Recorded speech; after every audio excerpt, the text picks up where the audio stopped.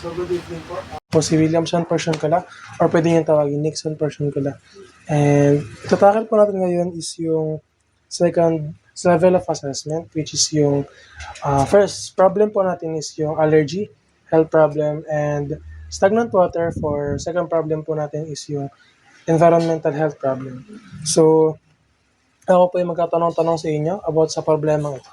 Okay? So simulan po natin sa first problem, which is yung allergy. Ano po sa palagay ninyo ang inyong condition ngayon? Ayun, irritable, syempre. Bahing ng bahing kasi gawa ng alikabok. Di talaga maiiwasan, lalo't may alagang aso't pusa. Di ko naman mapaalis kasi alaga din ang biyanan ko. Alaga po naman. Oo. Okay. So ano po ang naging epekto nito sa inyo? Nag-cause talaga siya ng asthma sa akin at hindi talaga mawawala yung bahing ng bahing gawa ng may allergy ako. Okay. So ano po ang naging action ninyo para maibsan ng ganyang bagay? Naglilinis, syempre. Minsan nga lang, tapos yung aso't pusa, kinulong namin. Okay.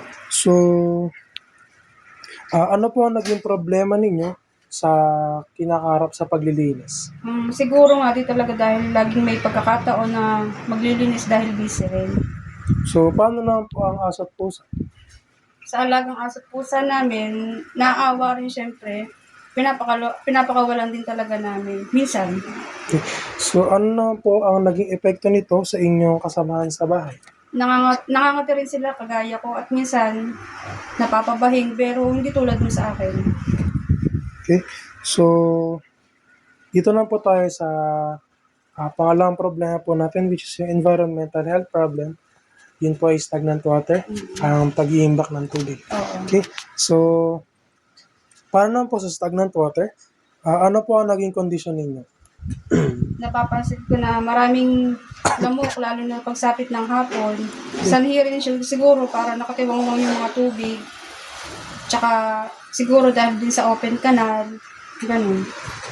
So ano po ang naging action ninyo para maibsan ito?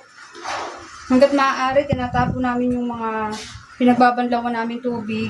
Okay. Kasi nakatiwangwang lang, pamamahayan ng lamok yun. Nagpapahi din kami ng mga lotion para iwas dengue. So ano po ang naging problema ninyo sa pagsasaayos nito? Yung mga open canal, di kasi talaga namin kayang pigilan yung tubig pagdating sa ganyan. Ano po ang naging epekto nito sa inyong pamilya? Naku, syempre yung kagat ng lamok, lalo na yung anak ko, kamot ng kamot, di rin talaga maiwasan makagat na kahit anong ingat. Ayun.